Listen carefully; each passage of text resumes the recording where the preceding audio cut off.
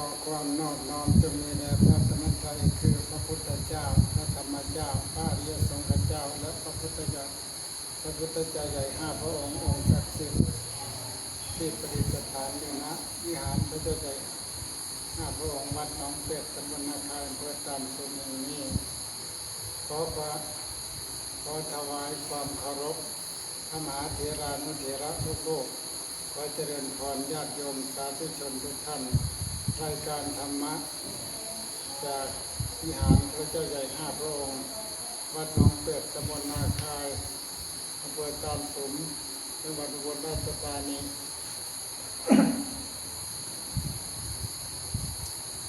ได้มาพบกับท่านทั้งหลายอีกเช่นเคยวันนี้ก็จะมาพูดในเรื่องหัวข้อต่อเนื่องจากวันที่แล้วคือเรื่องมงคล38ประการเพิ่มเติมก่อนที่จะไปพูดในหัวข้อต่อจากวันที่แล้วไปก็ขอเท้าความถึงเรื่องมงคลก่อนมงคลนี้ไม่ได้เกิดขึ้นเรื่องมงคลนี้ไม่ได้เกิดขึ้นในที่ใดที่หนึ่งโดยเฉพาะเป็นการเจาะจงแต่เกิดจากความต้องการของมนุษย์ในยุคพุทธกาลเพื่อที่จะหาสิ่งที่ดีสิ่งที่ประเสริฐ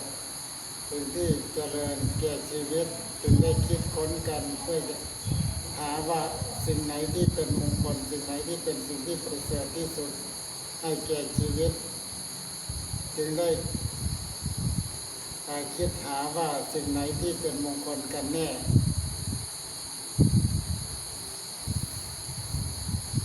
ก็จึงมีการโจทย์กันขึ้นว่าอันไหนเป็นมงคลอันไหนเป็นสิ่งที่ดีที่ประเสริฐต่อชีวิตจึงคิดเรื่องมงคลกันขึ้นอันดับแรกก็ถกเถียงกันในโลกมนุษย์จนลามเข้าไปถึงในสวรรค์6 ชั้นแล้วก็พรหมโลก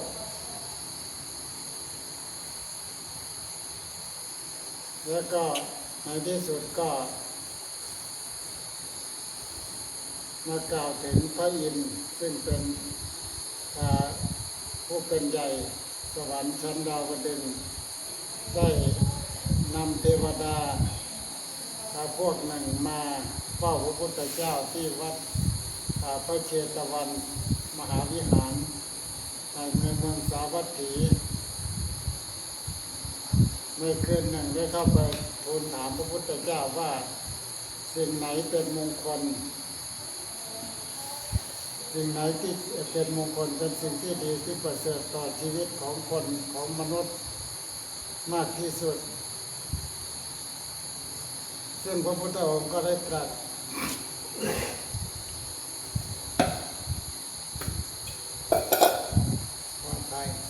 ซึ่งพระพุทธองค์ก็ได้ตรัสเรื่องมงคล38ประการขึ้น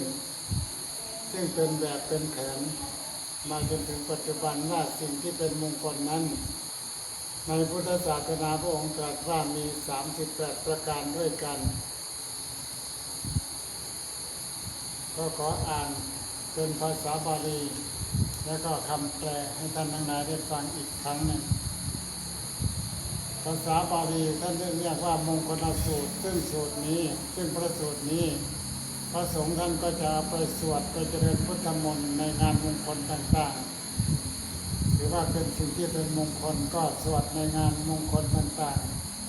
ๆเรียกว่ามงคลสูตรซึ่งมีเนื้อความอยู่ว่าอาเสวนาจะพารานังปันดิตานันจะเสวนาปูชาจะปูชนียานังเอตัมมังคารมุตตมังปฏิรูปเทสวาโสจะปุเพจะกตปุญญาตาอัตตสัมมาปณิธิเอตัมมังคารมุตตมังปาหุสัจจันจะสิปัญจะวินโยจะสุขิคิโตสุภาสิตาจะยาวาจาเอตัมมังคารมุตตมังมาตาปิตุอุปทานังพุทธคารตสังฆโหอนาคุราจกัมมันตา เอตัมมังคารมุตตมังทานันจะธรรมจริยาจะยาตกานันจะสังฆโออนวัชฌานิกัมมานิเอตัมมังคารมุตตมังอารติวิรติปาปามัจจปานาจะสัญญโมอัปปมาโทจะธรรมเดสุเอตัมมังคารมุตตมังคารโวจะนิวาโตจะสันตุติจะกตัญญุตากาเรนะธรรมัสสวนังเอตัมมังคารมุตตมังขันติจะโสวัจจตตาสมนานันจะทัสนัง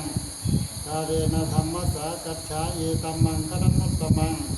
ตโพจะธรรมจริยันจะปริยสัจจานัทัสนังวิภาณสัจจิกิริยาจะเอตัมมังคารมุตตมังพุทธัสสโรกธรรมเมหิจิตัญญตนะกัมปติอโศกังวิรชันติมังเอตัมมังคารมุตตมังเอตาทิสานิกัตตวานะสัพพตมปราชิตาสัพพตโสติขัจฉันติตันเตสังมังคารมุตตมันติอันนี้เป็นภาษาบาลีมุมมงคลสูตรต่อไปก็จะแปลความหมายจะอธิบายความหมายอ่านความหมายของภาษาบาลีซึ่งพระท่านสวดใช้สวดในงานมงคลต่างๆในมงคลสูตรให้ท่านทั้งหลายได้ฟังแปลความหมายว่ามงคล38ประการในมงคลสูตรนั้นมีอยู่ว่าข้อหนึ่งไม่คบคนพาลข้อสองการคบบัณฑิตข้อสามการบูชาบุคคลที่ควรบูชาข้อสี่การอยู่ในถิ่นที่อยู่ที่เหมาะสม5ความเป็นผู้มีบุญนั้นกระทำไว้ในการก่อนข้อ6การวางตัวเหมาะสมชอบธรรม7ความเป็นผู้มีการศึกษาเล่าเรียนมามากข้อ8ความเป็นผู้มีศิลปวิทยาข้อ9ความเป็นผู้มีระเบียบวินัยที่ได้อบรมมาดีข้อ10พูดจาปราศัยดีข้อ11เลี้ยงดูมารดาบิดาข้อ12สงเคราะห์บุตรข้อ13สงเคราะห์ภรรยาข้อ14ทำงานไม่ค้าง15การให้ทาน16การประพฤติตามหลักธรรม17การสงเคราะห์ญาติทั้งหลาย18ทำงานที่ปราศจากโทษ19งดเว้นจากความชั่ว20บังคับตนจากการดื่มน้ำเมา21ความเป็นผู้ไม่ประมาทในธรรมทั้งหลาย22มีความเคารพ23มีความอ่อนน้อมถ่อมตน24ความสันโดษมากน้อย25ความกตัญญู26ฟังธรรมตามกาลเวลา27มีความอดทน28ความเป็นผู้ว่านอนสอนง่าย29การพบเห็นสมณะ30สนทนาธรรมตามกาล31มีความเพียรเรื่องเผากิเลส32การประพฤติพรหมจรรย์33การเห็นอริยสัจทั้งหลาย34การทำพระนิพพานให้แจ้ง35ผู้ที่มีจิตถูกโลกธรรมกระทบแล้วไม่หวั่นไหว36จิตมีความจิตไม่มีความโศกเศร้า37จิตหมดทุลีคือกิเลส38จิตถึงความปลอดโปร่งอันนี้คือมงคล38ประการซึ่งแปลเป็นภาษาไทยซึ่งจะอธิบายไปวันละ 2-3 หัวข้อซึ่งวันนี้ก็เป็นวันที่3ก็จะมาต่อในหัวข้อที่ ที่หกที่เจ็ดที่แปด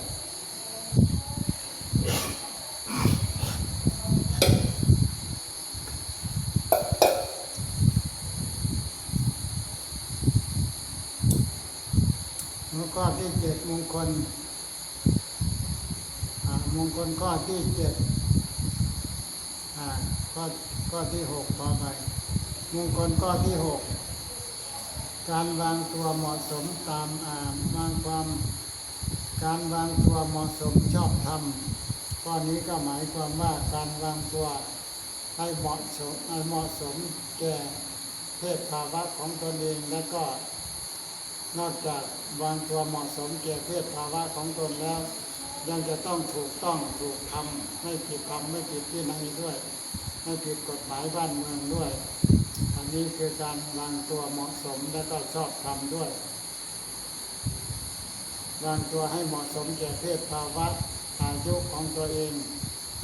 แล้วก็ยังจะต้องชอบธรรมถูกต้องตามพระธรรมวินัยไม่ผิดศีลไม่ผิดธรรมไม่ผิดกฎหมายบ้านเมืองด้วยข้อที่เจ็ดการเป็นผู้มีการศึกษาเล่าเรียนมามากข้อนี้ก็มีความสำคัญก็เป็นมงคลแก่ตัวเองถ้าคนไหนมีการศึกษาดีตั้งตอนสมัยเด็กตั้งใจศึกษาเล่าเรียนเป็นลำดับมาไม่เกียจคร้านในการศึกษาเล่าเรียนเมื่อเรียนจบมาแล้วก็ถือว่าเป็นผู้มีการศึกษาเล่าเรียนก็จะเป็นมงคลเป็นสิ่งที่ดีที่ประเสริฐแก่ตัวเองการศึกษานี้ไม่ใช่เฉพาะวัยเด็กอย่างเดียวในปัจจุบันการศึกษานี้เขาเรียกว่าการศึกษาตลอดชีวิตด้วยไม่มีการล้าสมัยไม่มีการหมดอายุในการเรียนได้ตลอดทั้งวัยเด็กวัยหนุ่มวัยกลางคนวัยแก่ชราก็สามารถเรียนได้ตามความสามารถของตัวเองตามโอกาสการศึกษาเล่าเรียนนี้ท่านบอกว่าเป็นมงคลแก่ชีวิตข้อหนึ่งถ้าใครมีความรู้มีศิลปะวิทยาได้เรียนศึกษามามากมีท่านเรียกว่าเป็นมงคลแก่ตัวเองไม่ต้องไปแสวงหามงคลอย่างอื่นไม่ต้องไปหาของขลังศักดิ์สิทธิ์พิเศษอะไรถ้าเรามีการศึกษาตั้งใจศึกษาเราเรียนมามากอันนี้ก็เป็นสิ่งที่ดีสิ่งที่ประเสริฐเป็นมงคลแก่ตัวเองอยู่แล้วอันนี้คือมงคลข้อการคนเป็นผู้มีการศึกษาเราเรียนมากก็เรียกว่าพหูสูตรภาษาบาลีภาษาไทยก็คือศึกษาเราเรียนมามากอันนี้เป็นมงคลแก่ตัวเองถ้าใครศึกษาเราเรียนตั้งใจดีพยายามแสวงหาความรู้อยู่ตลอดก็จะเป็นประโยชน์เป็นมงคลแก่ตัวเองตลอดไป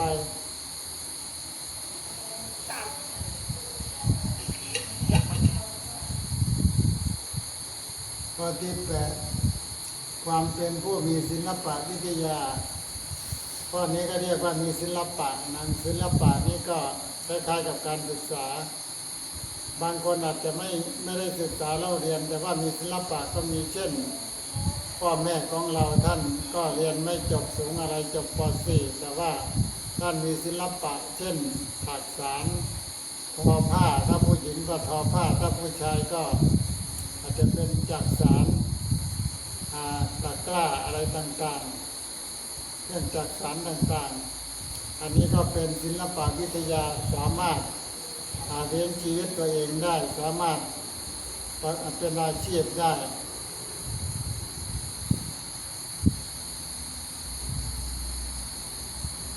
ใครจะมีศิลปะแบบไหนก็ได้เหมือนกันวาดเขียนวาดภาพวาดอะไรเป็นศิลปะพวกนี้ก็ถือว่าเป็นมงคลแก่ตัวเองเหมือนกันเช่นคนที่เขียนภาพฝาผนังอะไรต่างๆสวยๆมีลายมือสวยๆเขียนป้ายเขียนอะไรต่างๆอันนี้ก็เป็นศิลปะเหมือนกันก็เป็นมงคลเป็นสิ่งที่ดีแก่ตัวเองแก่ชีวิตแก่สังคมเหมือนกันพูดถึงเรื่องการศิลปะคนมีศิลปะนี้ก็ขอพูดเรื่อง มีบุรุษคนหนึ่งในสมัยพุทธเจ้าในสมัยพุทธกาล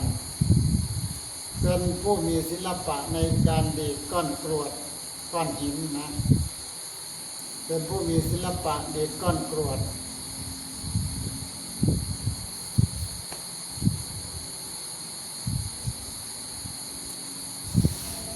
แต่ละวันก็จะไป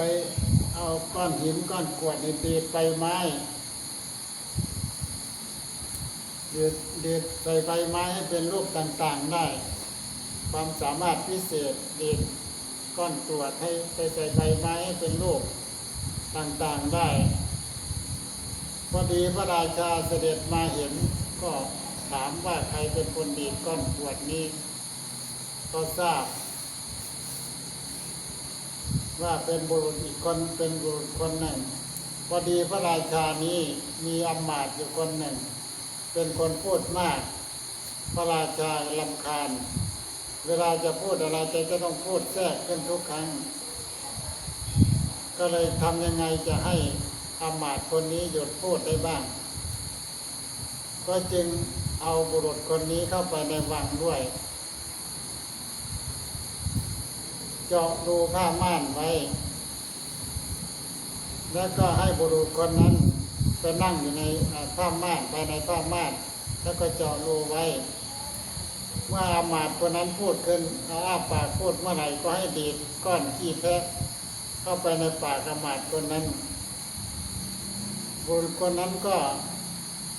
ดีดขี้แพะไปเข้าไปจนเต็มปากอามาตย์คนนั้นจึงรู้ว่าตัวเองพูดมากหลังจากนั้นมาอามาตย์คนนั้นก็รู้ตัวว่าตัวเองพูดมากก็หลังจากนั้นไปพระราชาก็สบายหูไม่ต้องรำคาญเสียงพูดมากของอามาตย์ก็ได้รับรางวัลอย่างงามจากพระเจ้าแผ่นดินอันนี้คือศิลปะวิทยาขนาดดีดก้อนกรวดนั่นนี่ศิลปะอื่นๆไม่ต้องพูดถึงก็ถือว่าเป็นมงคลแก่ตัวเองถ้าเรามีศิลปะอย่างใดอย่างหนึ่งก็อย่าไปดูถูกดูแคลนคนเราอาจจะมีความสามารถไม่เหมือนกันเล็กๆน้อยๆตามสติปัญญาของเราก็ทำก็ถือว่าเป็นศิลปะเป็นมงคลเป็นสิ่งที่ดีที่ประเสริฐแก่ตนเองได้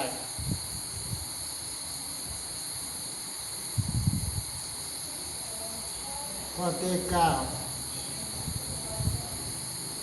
ความเป็นผู้มีระเบียบวินัยที่ได้อบรมมาดีอันนี้ก็เป็นมงคลแก่ตนเองเหมือนกันถ้าเราได้รับการศึกษารู้จักระเบียบ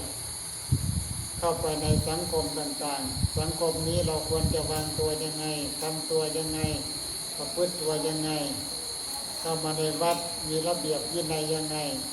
เข้าไปในส่วนราชการวางตัวยังไงเข้าไปโรงพยาบาลวางตัวยังไง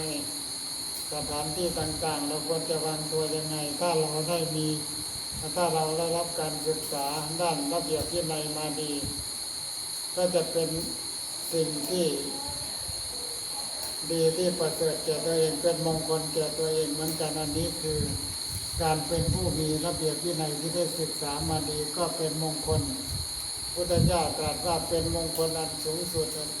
ภาษาบาลีจะว่าเอตัมมังคารมุตตมัง